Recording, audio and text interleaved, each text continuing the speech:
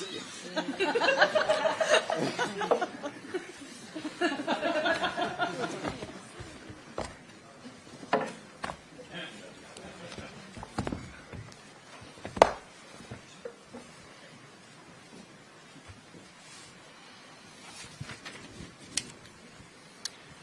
want to thank everybody for being with us here today, and a very special thank you for Secretary Kennedy coming here to the state of Texas.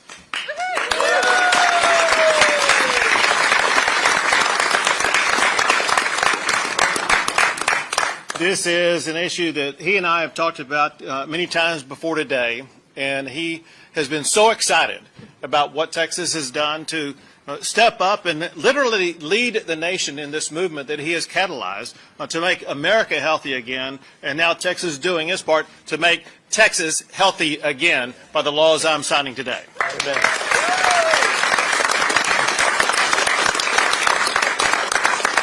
We know a lot of work has gone into this process. These bills I'm signing today would not have been possible without the leadership of the Lieutenant Governor, Dan Patrick, without the Speaker, Dustin Burrows. Some of the key authors of this legislation. We have Senator Colcourse here, Representative Lacey Hull there, Senator Hughes, Senator Middleton, Representatives Gerdes, Van Dever, and Harris Davila. All of them and so many more play such a big role. And then all the people behind us. This is one of the most prolific bipartisan pieces of legislation that was passed this session. Doesn't matter if you're Democrat, Republican, whatever the case may be, every legislator in Texas wants to see Texas to be put on a pathway to be healthier. And these laws that I'm signing today chart that pathway. Before I do get to those laws, however, we've got to be clear, because there was a reason why the pathway opened up for Texas to even be able to go down this road. And that's because of the effort that Secretary Kennedy began before he was Secretary to galvanize an entire country, if not galvanize the entire globe, about the necessity of everybody living healthier lives. So thank you, Secretary Kennedy, for what you've done to step up and let me go. So making Texas healthy, it's not complicated. It's the usual stuff: eating right, exercising, doing the things that will help to prevent illness. Chronic diseases, such as obesity and diabetes, are due in part to ultra-processed foods, poor nutrition, and lack of exercise. Senate Bill 25 that I'm about to sign by Senator Colcourse and Representative Hull is known as the Make Texas Healthy Again Act. It promotes healthier living for all Texans by embedding nutrition education across K-12 schools, higher education, as well as among healthcare professionals. To support informed consumer choice, Senate Bill 25 requires clear labeling on packaged food products that contain ingredients that are banned in many other countries. In addition to Senate Bill 25, I'm going to sign Senate Bill 314 by Senator Hughes and Representative Harris Davila. It prohibits schools that participate in the National School Lunch and Breakfast programs from serving foods with additives that are linked to disease, diabetes, and obesity. Then there's Senate Bill 379 by Senator Middleton and Representative Gerdes. It prohibits SNAP benefits from being used to buy sweetened drinks and candy. Taxpayer dollars should not be used to fund chronic health problems in our state.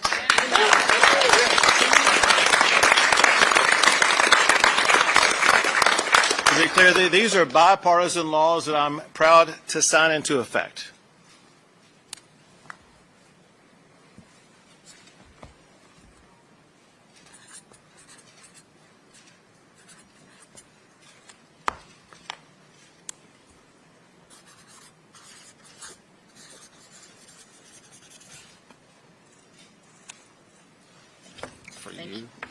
For you. Oh.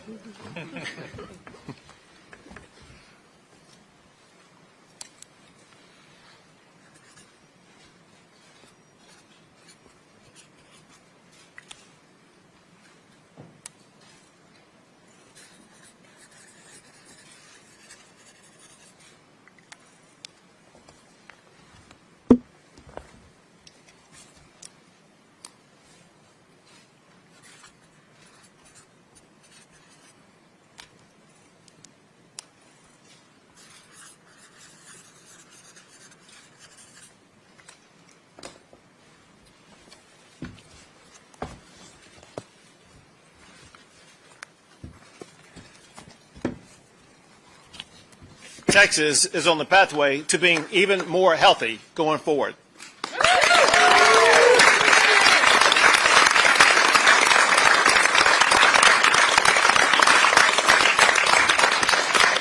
Now, Secretary Kennedy. Thank you very much. Thank you very much, Governor. I'm really happy to be here in Austin today for this historic occasion that puts Texas once again ahead of the nation in leadership. I've been to many, many states doing these kind of signings, Colorado to Arizona, Indiana to Iowa to Idaho to West Virginia and many, many other states. But there are no states, and with the possible exception of Louisiana, that have done more far-reaching legislation than this. And there's no state that fought a harder battle to get here. So I want to thank all the legislatures, the senators. Senator, I spoke to you at the height of the battle when you were taking incoming from everywhere. You were like in a foxhole praying for help. And I also want to recognize a couple of the national leaders here, Brigham Bueller, Jason Karp, and Mark Hyman is supposed to be here today, and Kelly Means are all people who helped launch this movement several years ago, and have spent, in many cases, a lifetime trying to make this a reality. I got involved with this primarily because I came from a big family. I have 7 kids. I had 11 brothers and sisters. I had about 70 first cousins, and I never saw anybody with diabetes. I never knew anybody with a food allergy. I never knew anybody with autism. When I was a kid, and I know what a healthy child is supposed to look like. I'm looking at kids as I walk through the airports today, as I walk down the street, and I see these kids that are just overburdened with mitochondrial challenges, with inflammation. You can tell from their faces, from their body movements, and from their lack of social connection. And I know that that's not how our children are supposed to look. And when my uncle was president, I was a 10-year-old boy. The rate of diabetes in this country, of juvenile diabetes, was close to 0. The typical pediatrician would see 1 case of juvenile diabetes during a 40 or 50-year career. Today, our most recent data show that 38% of our teens are diabetic or pre-diabetic. And so 1 out of every 3 kids who walks through his office door now is at risk or has diabetes. And with autism, the autism rates in this state now are 1 in 25. In 1970, the biggest epidemiological study in history was done. It was done in the state of Wisconsin, and they were looking specifically for autism, and they knew what it looked like. And they looked at 900,000 kids. And the rate at that time reported in that study and many other studies at that time was 0.7 per 10,000, so less than 1 in 10,000. Today, it's 1 in every 25 Texas kids. In California, which has the best collecting system, it's 1 in every 19 kids, 1 in every 12.5 boys. And so we're doing something to our children that is unprecedented in human history. We are now the sickest population in the world. We have the highest chronic disease burden of any country in the world. And during COVID, we had 16% of the COVID deaths in our country. We only have 4.2% of the world's population. So we did worse than any country in the world. And if you ask CDC, why did Americans do so badly? They say, well, it's not our fault. It's because Americans are so sick, which is their fault, by the way. And we have more chronic disease than any country in the world. And we know what it is, and we know it's the food that we're eating. It's environmental causes. Genes don't cause epidemics. They may provide a vulnerability, but you need an environmental toxin. And we know it's the food primarily that we're eating. About 25 years ago, there was 0 diabetes practically in China. Today, 51% of the adult population is diabetic or pre-diabetic. How did that happen? They built 20,000 fast food joints in China, and they began importing American processed food.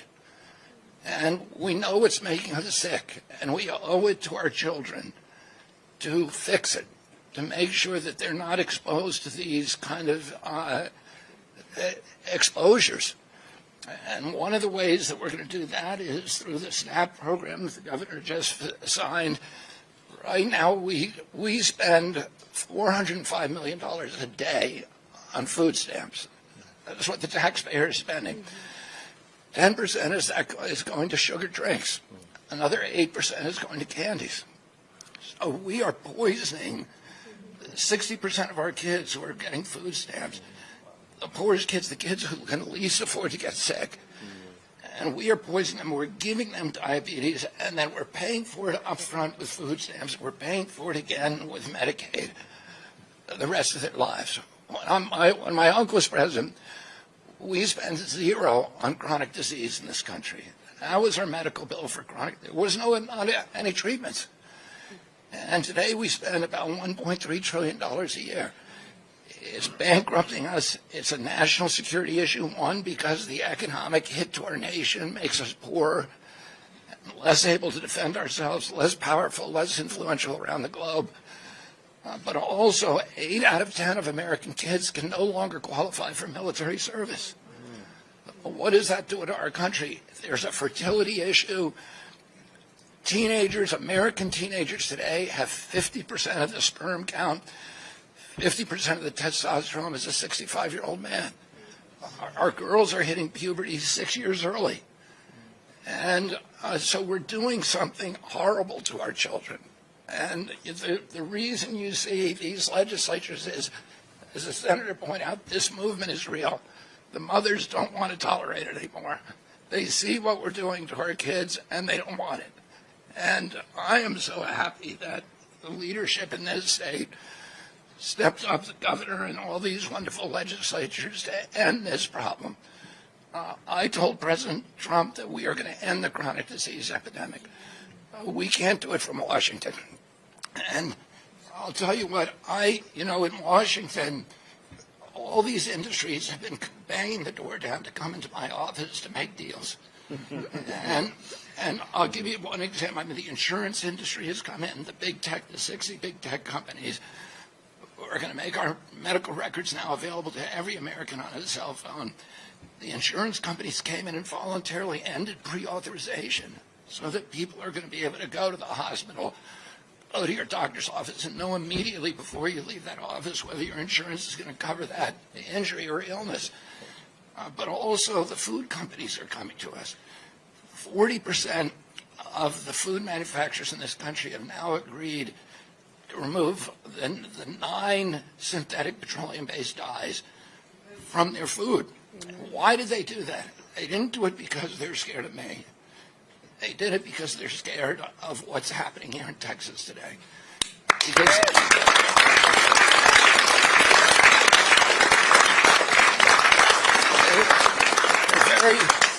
they're very candid about that. They said, we can deal with any kind of certainty. The one thing we can't deal with is a patchwork of different legislation in all these different states. And they say to me, save us from that, whatever you do. So it is this, it's initiatives like this, it's the vision and the courage of this governor, of these legislatures, the persistence, the relentlessness of these legislatures to stand up to these industries and all the lobbyists who are flooding in and actually do something that is incredibly great for the people of Texas. You're not only making Texas healthy again, you're making America healthy again. So I want to thank Texas and the governor and all these legislatures for not only what you've done for the students of the Lone Star State, but also what you've done for all the people around our country who are going to benefit from this legislation. I do want to say that this is not the legislation that the governor just signed today. Is not the only MAHA legislation. Texas already banned lab meats. They've done bell-to-bell legislation. So they're, for cell phones, is absolutely critical. And so they're leading the nation, and I look forward to working with you for signing more and more of these bills in the future. Thank you, Governor Abbott.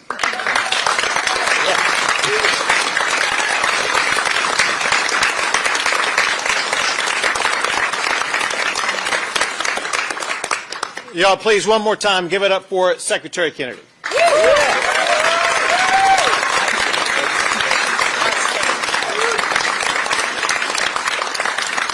We'll take a few questions. How long will it take to change some of these bigger problems you talk about? Obviously, a couple pieces of legislation will change the trends that you talked about. How long do you anticipate it's going to take to see real results in some of that health data you were laying out? We are going to see changes in the rates of many of the diseases before President Trump leaves office, dramatic changes in them. And we have announcements that are coming out in September on autism and, of changes that we're going to make that are going to dramatically impact the effects.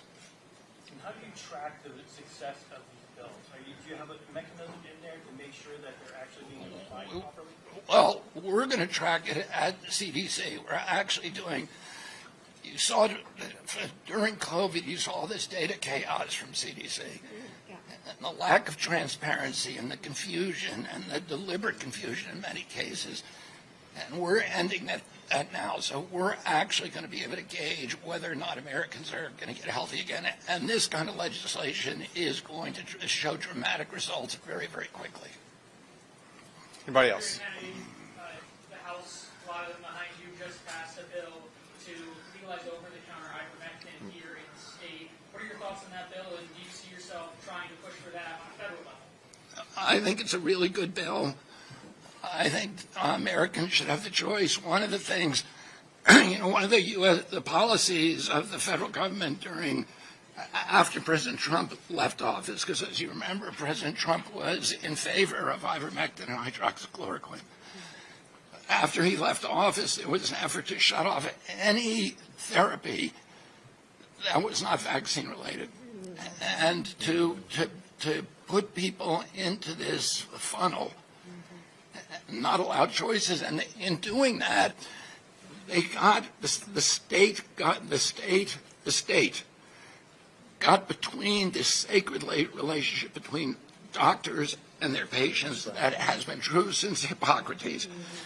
The obligation of a doctor is to treat their patient. That's why we have confidentiality. You can say whatever you want to the doctor, and he's not allowed to tell anybody. And that is because that relationship is sacred. He's treating you. He's not treating all of society.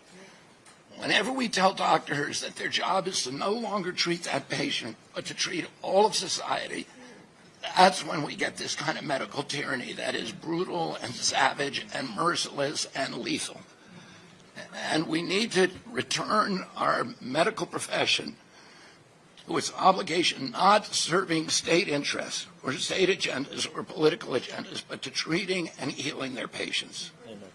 Governor, talking about trials, now that this incident happened in Minneapolis, what is the message that you're having for the families that are happening in these difficult times that they are going through? What happened today is horrific and must be stopped. And we got to make sure that we keep dangerous people off the streets. Time for two more, folks. Governor, on ivermectin, can you talk about your decision to add it to the agenda of this session since it hasn't been in the past special sessions? Sure. Well, for one, what was done by both the House is Schaffner here? Yep. Yes. Where's she at?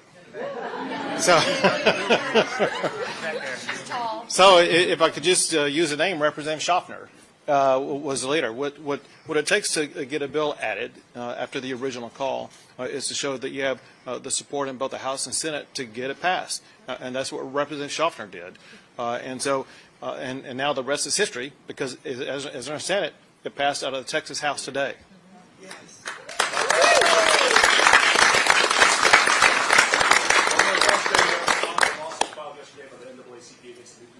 I want to get your response to that and what impact you think you can have on the implementation ahead of the primary. So fully expected, there's litigation. Obviously, there's ongoing litigation. We have every reason to believe we will prevail in that litigation. Those maps should go into effect very quickly, and it's going to result in 5 new Republicans elected to the United States House of Representatives from the great state of Texas. When do you plan to sign it? Say it again? When do you plan to sign it? ASAP.